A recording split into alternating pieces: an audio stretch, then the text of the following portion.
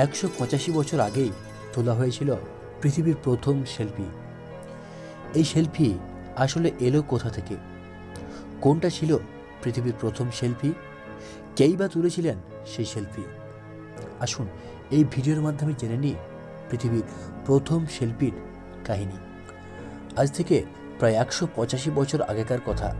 তখন স্মার্টফোন ছিল না, ক্যামেরাই ছিল না, ফ্রন্ট ক্যামেরা প্রাইমারি ক্যামেরার বিভেদ।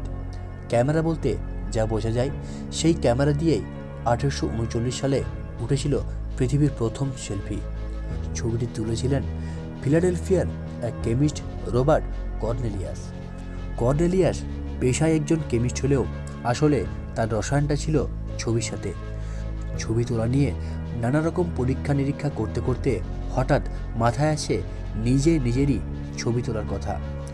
বাড়ির দোকানের পিছনের দিকে বসান ক্যামেরা, লেন্সের ঢাকনা সরিয়ে ছবি ক্যাপচার করে সঙ্গে সঙ্গে ঢুকে পড়েন ফ্রেমে। 1 মিনিট পোজ দেন, তারপর আবার ঢেকে দেন লেন্স। এভাবেই তৈরি হয় বিশ্বের প্রথম সেলফি।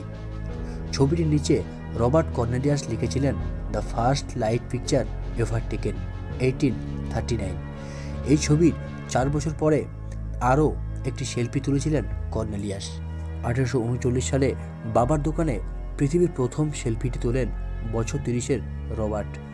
ডাচ অভিবাসী ছেলে রবার্ট চিরকালই পোর্ট্রেট ফটোগ্রাফার হতে চাইতেন।